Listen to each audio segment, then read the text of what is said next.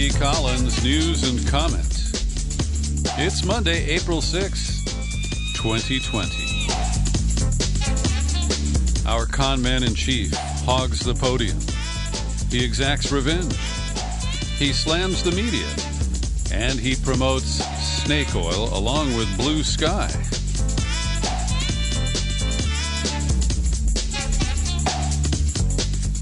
Let's try to digest all of the developments since I last spoke to you on Friday.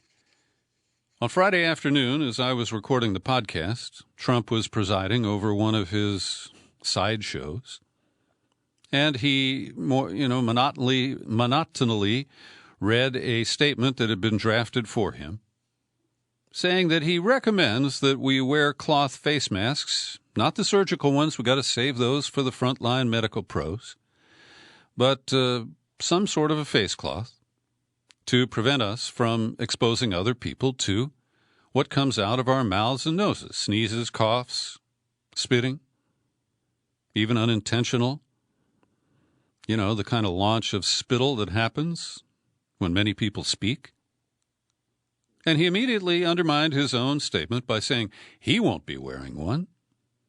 Because, gosh, he couldn't be seen doing that when he meets with presidents and prime ministers and, maybe even dictators.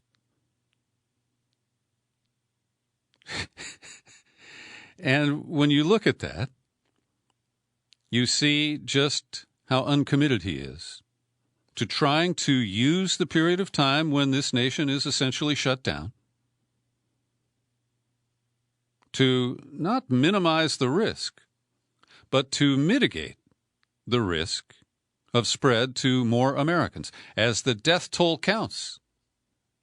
That evening, in the dark of night, he issued an order firing the Inspector General of the intelligence community, who he blames for the whistleblower, the exposure of his phone call with the Ukrainian President Zelensky, the ensuing impeachment.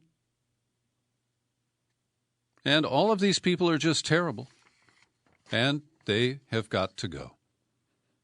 So he gave this guy 30 days' notice, a little better than Captain Crozier, who was sacked 3 days after his letter calling for help to defend his crew members on the USS Roosevelt went public. So Atkinson, who by every account is a straight-up guy, he plays the insider game, he investigates, he writes reports, and he knows nothing will ever happen to most of those reports that he writes. He's gone public, and in, I guess, a manner that is stronger than most of the people who have incurred the president's wrath and revenge, he went public. He said he's disappointed and saddened. He said, please do not allow recent events to silence your voices. And some of my comments today are colored by the fact that as I had lunch in the middle of the afternoon on Saturday, we flipped on one of these revolting displays of conman Trump. And he alternates between, giving the advice that's on his cue cards, allowing Dr. Fauci and Dr. Birx and occasionally others, including the vice president, to speak. He alternates that with his attacks on the media, his promotion, the snake oil peddling of hydroxychloroquine. We'll get into detail about that in a moment, with specious attacks on the media for nasty questions. And the word terrible comes up a lot because of his limited vocabulary. He said Atkinson, quote, I thought he did a terrible job, absolutely terrible. That man is a disgrace to IGs. He did what he's supposed to do. Now, I have objected to the whistleblower, the insider whistleblower from the intelligence community, most likely the CIA, as the basis for the initial investigation. But that aside, I believe that as compared with the Russiagate investigation, the Ukrainegate investigation, was based on public testimony, under oath, on some documents, but many, of course, were stonewalled by the White House along with a parade of critical witnesses. And so my evaluation is that Atkinson did what he's expected to do. In his statement, he said he had scrupulously abided by the law. He was under two clear obligations: to pass on information from whistleblowers involving classified information to the Congressional Intelligence Committees, and to safeguard the identity of the whistleblower as a guard against reprisals. Quote, I have spent my entire 17-year career as a public servant acting without regard to partisan favor or political fear. And he talked about Trump's efforts to tweet, even as witnesses were testifying before the so-called impeachment inquiry, the Intelligence Committee, and then the impeachment process itself at the Judiciary Committee. I mean, we have never seen this kind of presidential interference and sniping. And, of course, he maintains that it's just a witch hunt, and he's obligated to punch these people in the nose. And even at the briefing on Saturday, he's a fake whistleblower, he says of Atkinson, and frankly, someone ought to sue his ass off. And Atkinson countered, those of us who vow to protect a whistleblower's right to safely be heard must, to the end, do what we promise to do, no matter how difficult and no matter the personal consequences. Then there is Captain Crozier. Brett Crozier is the man who was commander until Thursday of the USS Roosevelt. And to date, 153 of his crew members have tested positive and been offshored to Guam for quarantine and treatment. And to add to the insult of his being relieved of command, Brett Crozier tested positive for the coronavirus and got his results either before or after he left his ship. Of course, under duress. And these people, of course, are used to set an example for others who cross the line, who embarrass the president, who don't use appropriate channels. And, of course, when they do use appropriate channels, they are ignored. And what was so bizarre watching this briefing on Saturday, Trump, I thought it was terrible what he did to write a letter. This is a captain of a massive ship that's nuclear-powered. He shouldn't be talking that way in a letter. And he went on to say it was 5 pages long. Now, we know of his limited attention span and his one-page memo requirements. But that's not a firing offense. I'm sure Trump could have had somebody summarize it for him. Now, I haven't seen publication of the full letter, just elements quoted from it. But this is so bizarre and reckless. And the people who watch Fox and the One America News Channel and other right-wing media outlets, they blame people like me for my hateful criticism of their president. And they call for unity. And unity means we sit down and shut up and just let this loose cannon roam around the deck. And he had the temerity to say that the letter from Captain Crozier was all over the place, as he demonstrated in nearly a 2-hour ramble, that he's all over the damn place. Takes one to know one, right, Donnie? Now, currently, coming back to the Inspector General, there are more than a dozen positions in the IG chain that are unfilled. And after the signing statement from the so-called CARES Act, the $2.2 trillion bailout bill that included a requirement of an Inspector General, Trump said first that he wouldn't allow Congress to tell him what to do. And then he appointed one of his loyalists, some guy we've never heard of named Brian D. Miller, as the Special Inspector General. to monitor how Steve Mnuchin parcels out the bounty of government funding to his good buddies.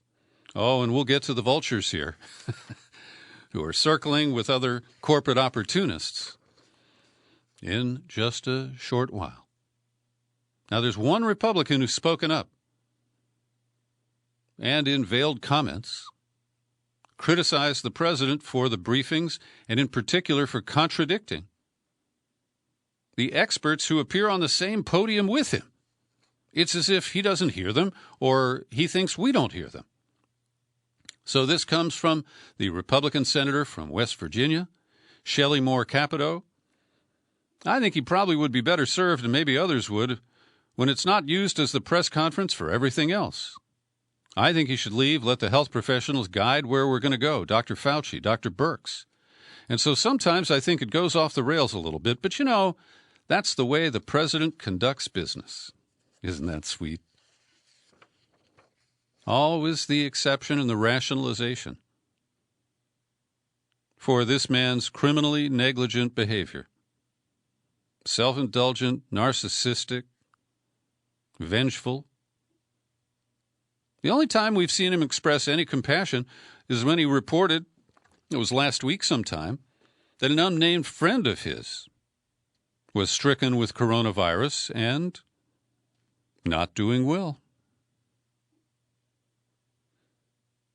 So, to continue his criticism, Trump was on the Twitter today, noting that advertising has fallen off during the pandemic, particularly at the New York Times and the Washington Post. I can't say whether this is because they are fake news sources of information to a level that few can understand, or the virus is just plain beating them up. Fake news is bad for America. Now, you know I have my criticism of the media, particularly in the Russiagate context. But he's the one who's promoting all the fake news these days, the blue sky, the miracle cure. He said that this coming week we're not going to have deaths, we're going to have a lot of death. Not people. No, just death.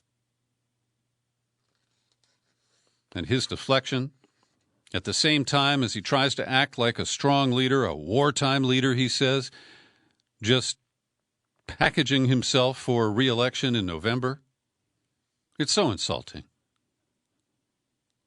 And there was a tit-for-tat tweet between Trump and Joe Biden after Biden announced that he thinks it's possible that the Democratic National Convention will have to be held virtually to avoid putting thousands of people at risk if they convene in Milwaukee in August.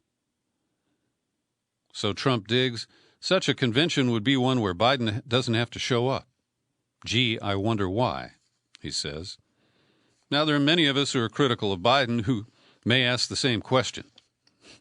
But it's because we don't see Biden as a strong candidate, and that this will lead the Democrats to defeat and a 4-year extension of the Trump madness.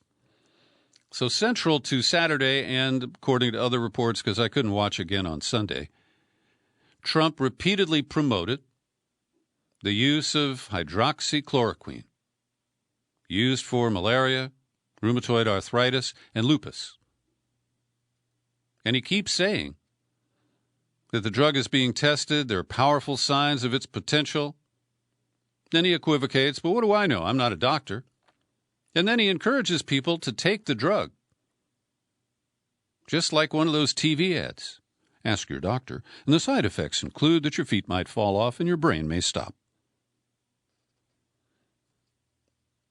He goes on, if it does work, it would be a shame we didn't do it early. He says the government has stockpiled 29 million pills of the drug. That's Jared's stockpile, you know. It doesn't belong to the states. We're sending them to labs, our military. We're sending them to hospitals, he said. And then this part I witnessed, what do you have to lose, he said. And he intimated that being intubated, connected to a ventilator, is essentially a death sentence. And so he's just saying, hey, take this drug and see what happens. And on Sunday, it got really conflicted. First, let me back up. Saturday afternoon before his briefing performance, there was a Situation Room meeting where a fight broke out verbally between Dr. Fauci and Peter Navarro, who's a so-called expert on trade and economics.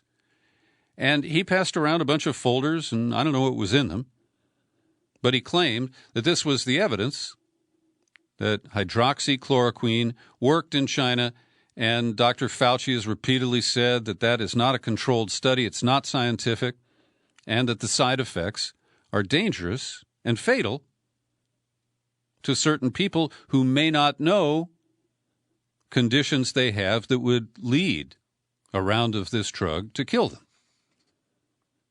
It causes psychiatric symptoms, cardiac problems, cardiac arrest. But Trump doesn't care. And so he's saying, what are we waiting for? Gee, let's take a couple of years and test it out. Let's go out and test with the test tubes in the laboratories. I'd love to do that, but we have people dying today. With no awareness that his delays, his downplaying of this, has led to spread of the virus and the very deaths that he refers to. And so this is really dangerous. He is unhinged. His Crown Prince, Jared Kushner, is promoting this drug, along with Navarro, along with Rudy Giuliani. And I haven't run this part down, but I'll mention it just for your speculation, too. Michael Cohen, who preceded Rudy Giuliani as Trump's consigliere, he got payments right after the election, millions of dollars from Novartis, which is one of the companies that produces prescription drugs based on hydroxychloroquine. Now, what I don't know is if Rudy is on the Novartis payroll right now or had business connections with them in the past. But I wouldn't be surprised. And, of course, the hoarding of these drugs leads to shortages and complications for people with lupus or rheumatoid arthritis who are currently taking them. And I presume that they have been tested for potential damage from the side effects that we've cited. And so there's a lot of good argument to go slow with this drug when you have people who are near death and who consent to compassionate use. I don't particularly object. That's when you're at the stage of what do you got to lose? And Media Matters did a little recap of Fox News coverage between March 23rd and 25th. Over 100 times, Fox News presenters and their guests promoted the use of hydroxychloroquine. And when he was finally pressed on Sunday and muzzled Dr. Fauci, Fauci was asked a question. He went to the podium, and Trump interrupted and said, he's already been asked that question 15 times. He said, you, talking to the reporter, should be thanking them for what they've done, not always asking wise guy questions. And that's when he ended the briefing and stormed out of the press room. Now, I've linked to more information about actual scientists commenting on the risk of hydroxychloroquine, written by Robert Mackey at The Intercept, and I think it's worth your read. Meanwhile, one of the other people who has publicly been cavalier and in denial about the impact, the risk of exposure to coronavirus, is one Boris Johnson. The guy can't even comb his hair.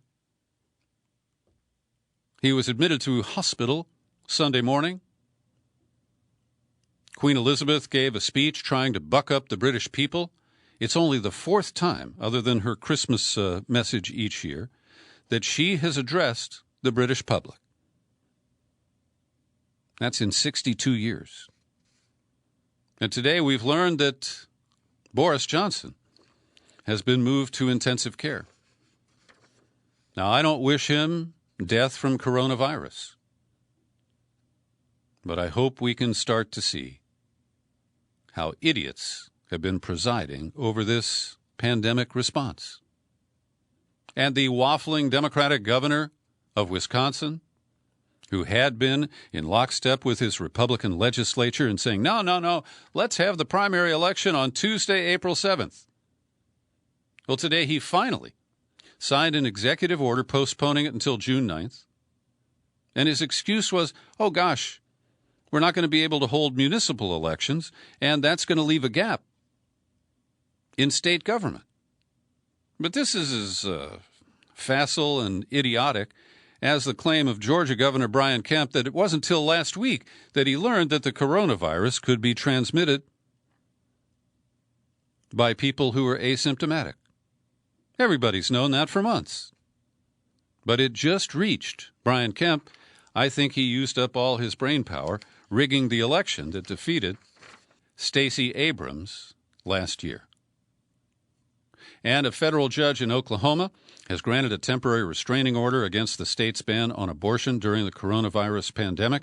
It comes with some stipulations.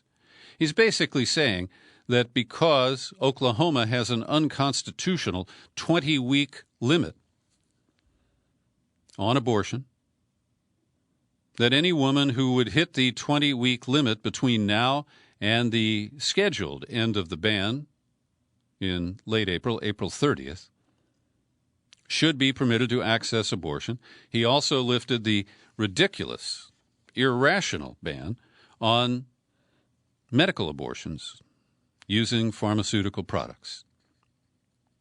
And get this, when the Crown Prince, Jared Kushner, appeared at last Thursday's press briefing reality show, he made claims about the national stockpile. He made claims that he thought governors were asking for too much, trying to hoard equipment and supplies. He was substituting his judgment for theirs, which is deeply offensive. But he went on to say that the strategic national stockpile was not meant for the use of the states. Quote, the notion of the federal stockpile was it's supposed to be our stockpile. It's not supposed to be the state stockpiles that they then use. Well, that's flat-out bullshit. And they raced to correct or to scrub the website at the Department of Health and Human Services to comport with Kushner's bullshit. And BuzzFeed has a good report today with side-by-side screenshots of the website before and after it was changed. And the new language describes the stockpile as a way to supplement state and local supplies during public health emergencies. And even the Republican senator from Colorado, Cory Gardner, do I have his quote here? Yeah. Friday pushed for an investigation of the stockpile, telling Politico any kind of mismanagement or abuse needs to be rooted out and those responsible held accountable. I don't know what Kushner's talking about, what he meant, but the stockpile is for the country, and the country is made up of states in the federal government. Well, that's lucid for a change. Now to today's COVID-19 news summary compiled by Linda Lewis, and I'm very grateful for her help on this. The worldwide count is 1.3 million confirmed cases, 72,000 deaths, and 273,000 recovered. In the U.S., 347,000 confirmed cases, 10,335 deaths, and about 19,000 recovered. And we know that because of the slow rollout of testing, particularly here in California, we learned over the weekend, out of 40 million people, only 126,000 have received test results so far. And Governor Newsom, to his credit, says he owns that and he's going to work rapidly to fix it. So the guidance announced on Friday that Trump immediately undermined was that a significant portion of individuals with coronavirus lack symptoms, and that even those who eventually develop them can transmit the virus to others before showing symptoms. The CDC now recommends wearing cloth face coverings in public settings. And they don't want us to make a run on surgical masks, or the N95 respirators because, hey, cronies of theirs are busy shipping them offshore to maximize their profiteering. The forecast from Dr. Birx is that Pennsylvania, Colorado, and the District of Columbia are likely the next big hotspots for this virus.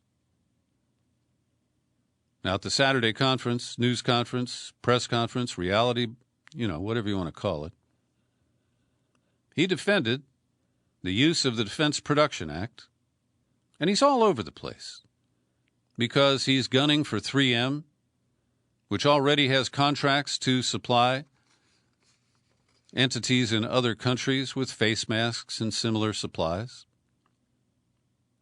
And he talked about how he used it to retaliate against 3M. But I believe part of the retaliation is that other countries have seen supplies that they ordered and paid for hijacked by American operatives. So we don't know if they're government operatives or just corporate goons. But we've covered that in some detail last week. And it still alarms me that many mainstream media outlets have not provided their consumers of news with the full story. And we're seeing European nations ban exports. And I think this is payback for our thuggery and also just for the poison that Trump has injected into NATO and into tariffs imposed on exports to the United States from Europe. Now, India has banned exports of hydroxychloroquine. And the way that Trump has ignored the clear side effects and promoted this as some miracle cure is one of the most indefensible, reprehensible things that this derelict leader has done so far. And let's see what else is in Linda's report. New York City overwhelmed with cadavers. And I'm sorry if one of those dead people is a relative or friend of yours. They're going to temporarily dig trenches in city parks, line them up 10 in a row, and when the conditions permit, they'll dig them back up and let the families properly dispose of those remains. Now, here's something I'd like more information on. California is donating 500 ventilators to the Strategic National Stockpile.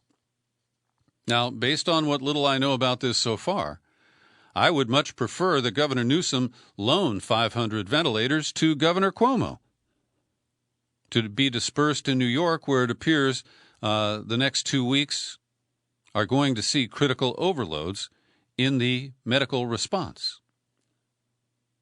And maybe this is to earn brownie points with Trump and Jared for future benefits to California. I'm not going to second-guess our governor too much. But I like the World War II concept of Lend-Lease, that it remains the property of California and can be redeployed when and if we need it here. Linda Lewis also located a Financial Times article published on Friday, I believe, that parallels the reporting we've talked about, the thugs, the interception of German-ordered face masks in Bangkok. And those have never reached Berlin because they were essentially stolen by American operatives and shipped here to the United States. Yeah, America first. The latest numbers from Spain and Italy are somewhat encouraging. But we're also seeing, a flattening of the new cases and fatalities in New York City. And I'm a little wary of all this because, number one, on the graphs that I've seen of the growth, the spread of coronavirus cases and subsequent deaths, many of them have had little dips. And then it shot up even further. But at least temporarily, the good news in Spain is that last week the average report was about 830 fatalities. Well, in the last 24 hours, it was only 637, the lowest in Spain in 2 weeks. And similarly, in Italy, they had 832 daily deaths last week, and they said it was only 636 on, I believe that figure relates to Sunday. Andrew Cuomo, governor of New York, is planning to call Trump and ask him to change the rules and allow coronavirus patients on the Navy hospital ship Comfort, which is anchored in New York Harbor. The original stipulation was to relieve medical facilities of non-COVID patients. But there are so few at this point that the latest report is that only 20 patients are on the Comfort. And we'll see exactly, Trump loves to cut regulations. Let's see what he can do about helping his home city. And Jared did relent and ship 600,000 N95 masks to the city of New York. And Bill de Blasio is prostrate in his praise, because that's what you got to do. But they still need more ventilators, 1,500 to get through this week. And I don't even know if the 500 from California will be assigned to New York through the Jared Kushner. It's ours, it's his, it's theirs, not mine. Stockpile. You may have heard about the Detroit bus driver who put up a video complaint. It was about 2 weeks ago. He was on his route, opened the door, a woman got on the bus, coughed several times without covering her mouth. And in his live stream statement, Jason Hargrove said, "That lets me know that some folks don't care. You all need to take this shit seriously. There's folks dying out there." And on Thursday, it was Jason Hargrove who died.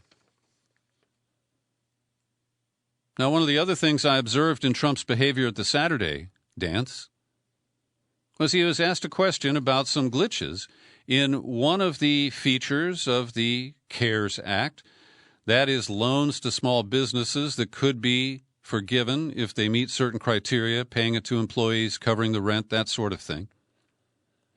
But multiple news accounts, including here in San Francisco, in the New York Times, discovered that banks are not even accepting applications from firms that don't currently do business with the bank. The stipulation is you have to have a loan with the bank and a checking account.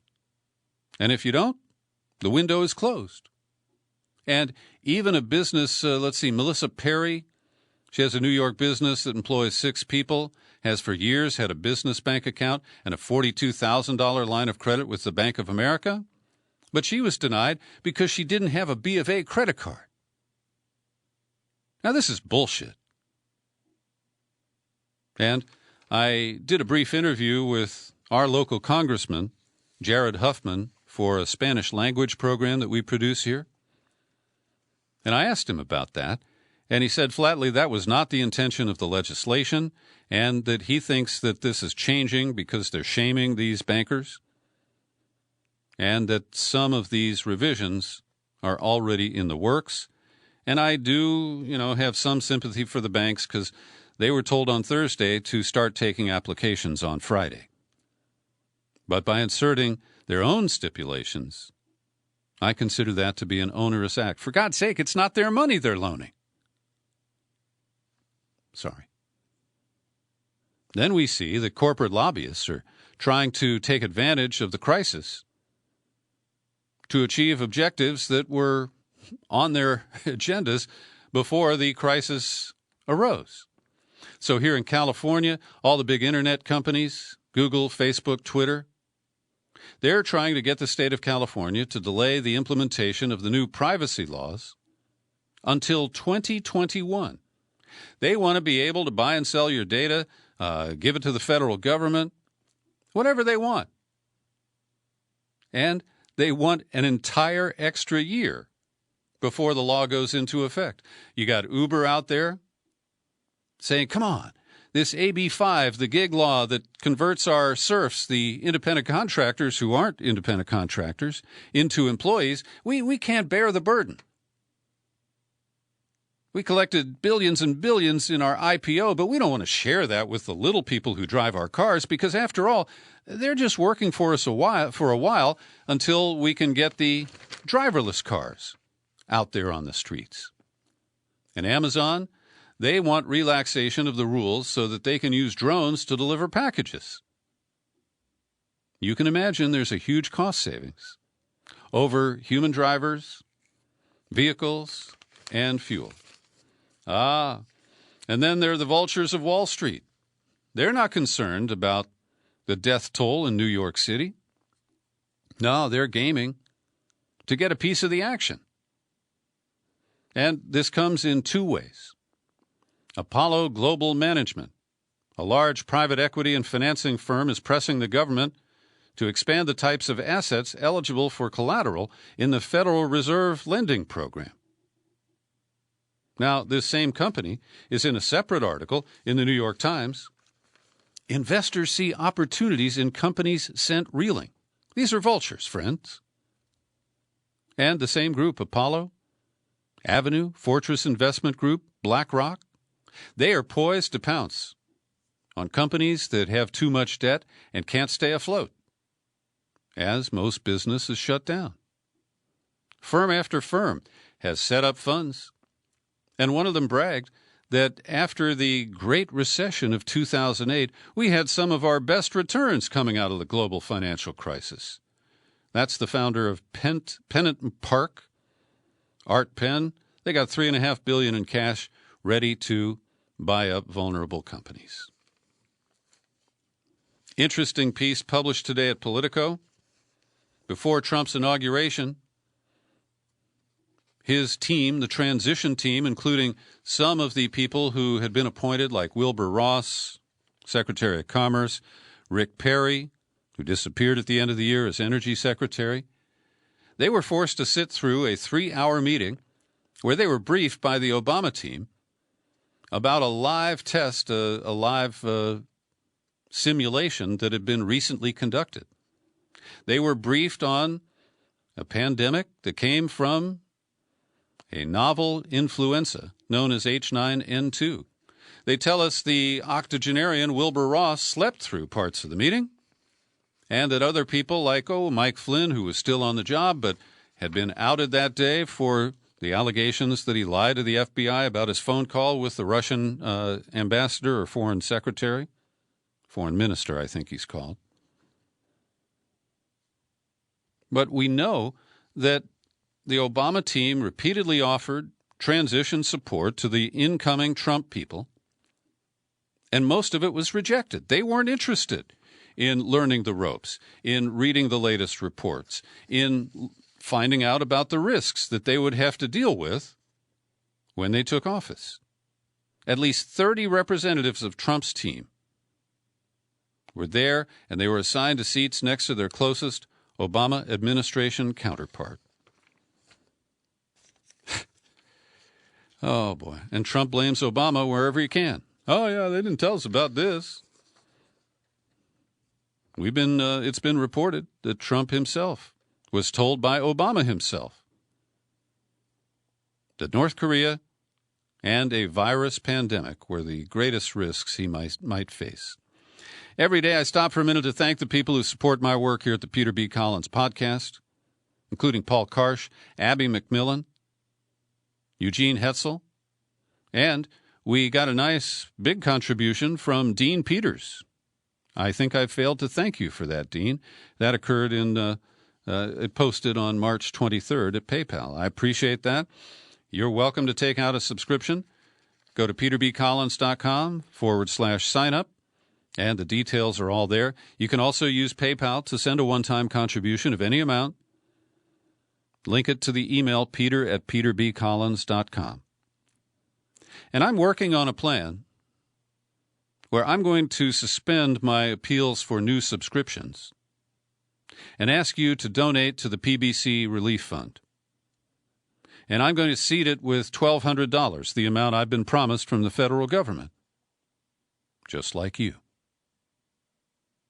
I'll have the details in a few days when I pull it all together.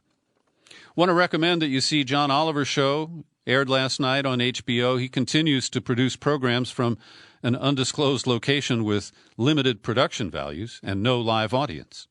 But he did a great job last night of exposing One America News, this far-right network with a White House reporter named Chanel Rion.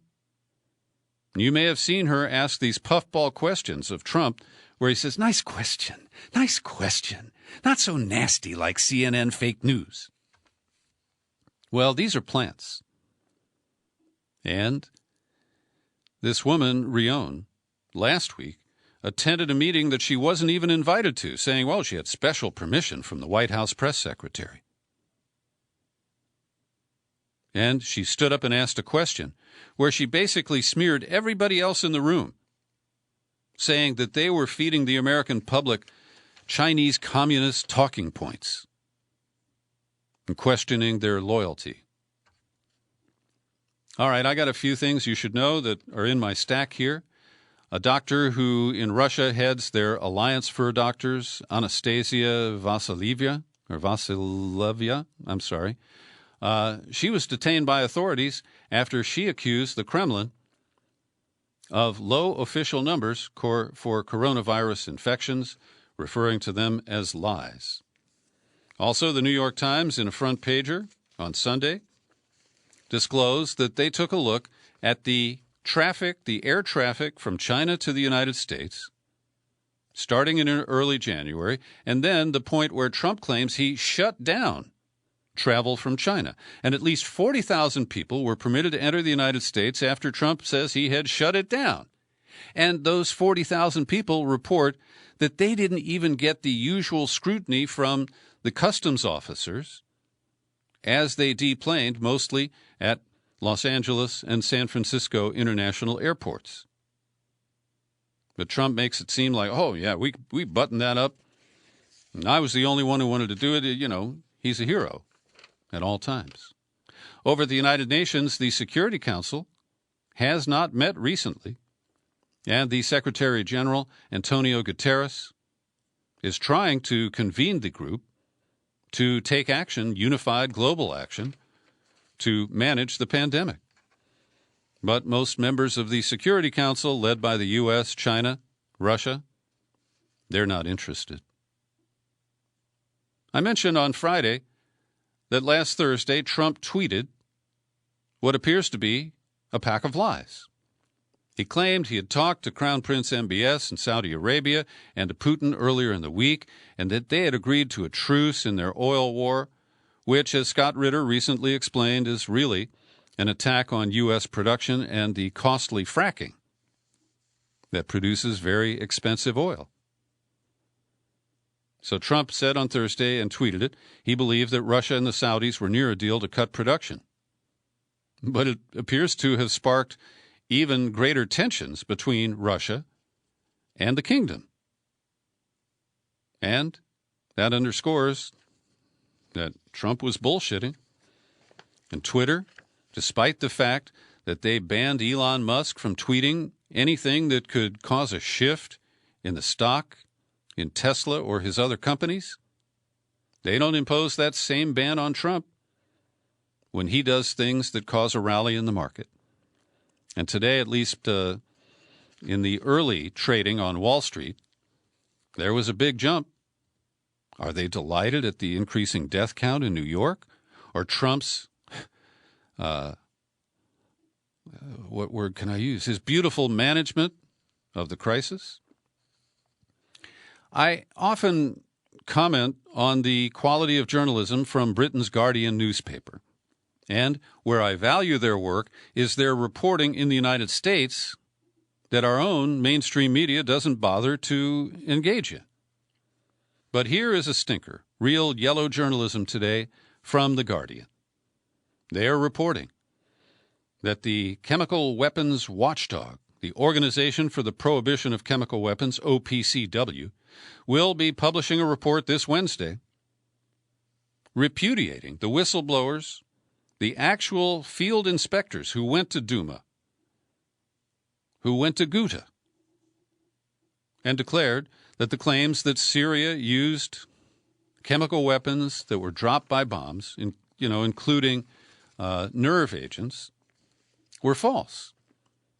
Now, one of the wobbly things about this is the Assad government, in their barrel bombs, have used liquid chlorine. And that's kind of a wobbler as whether you determine that that is a chemical weapon or not.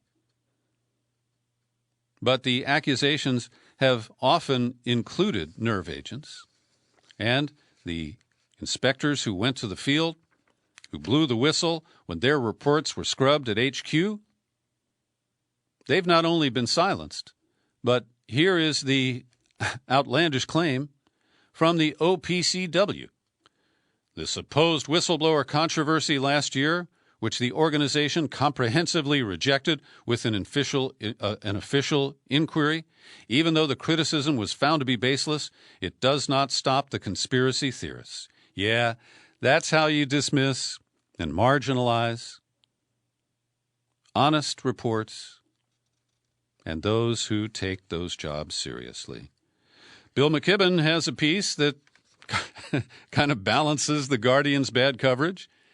It's an op-ed today about how big oil is using the coronavirus pandemic to push through the Keystone XL pipeline. I've linked to it, and I encourage you to read it. I've also linked to the latest reporting from Alan McLeod at Mint Press News, where he quotes widely a letter from the legitimate president of Venezuela, Nicolas Maduro.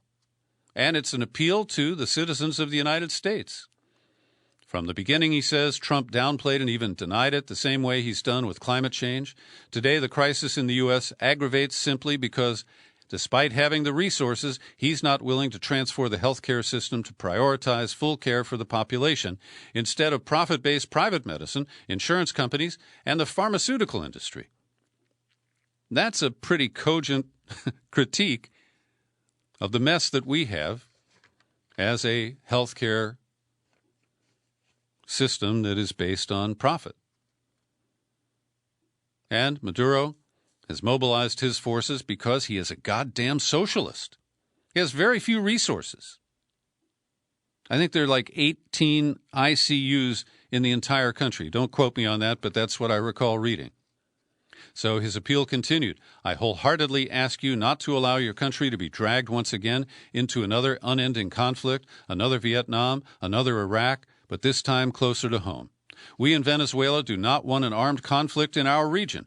We want brotherly relations of cooperation, exchange, and respect. And this is against the moves last week to move American gunboats off the shore of Venezuela, contending that they will be interdicting drugs. And I've repeatedly reported that the DEA, their own website, shows that there is very little traffic coming from Venezuela to the United States, particularly in cocaine. Okay, Mitch McConnell. He's got a protege, a guy he says he's known since high school, and this is the youngest and least qualified nominee to the federal court that we've seen, and that says a lot. He's a young white man, Justin Walker, and McConnell, who just 3 weeks ago flew back to Kentucky to be there for his installation as a district judge, is already appointing. He hasn't even presided over a case that we know of. Unqualified, says the Bar Association. And now McConnell is trying to, Trump has nominated him at McConnell's behest to serve on the critical D.C. Court of Appeals. Wow. And speaking of bad judicial behavior, the latest judge presiding over trials at Guantanamo Bay, Cuba, Colonel W. Shane Cohen, has already announced that he is retiring. And this will require the insertion of a new judge who will take another 9 months to a year to get up to speed. And this delay in justice just proves what a kangaroo court operation it is. But add insult to the whole picture because Colonel Cohen secretly allowed the CIA to set up its own monitoring channel in his courtroom. They already have a pipeline that allows them to black out or to mute any comments that they don't want people to hear, because the media sits in a glassed-in booth and can only hear the approved audio that's on a delay.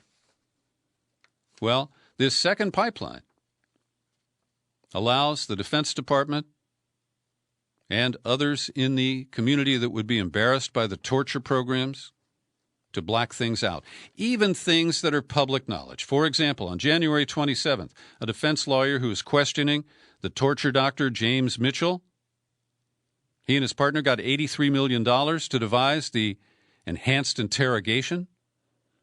Well, he published a book in 2016, and one of the attorneys in the courtroom quoted from that book.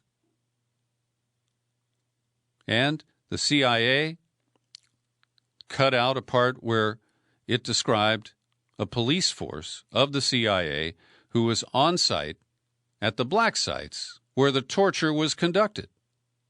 Yes, they are attempting to retroactively censor comments that are already public. And this is not the first time that kind of comic and sinister behavior has occurred.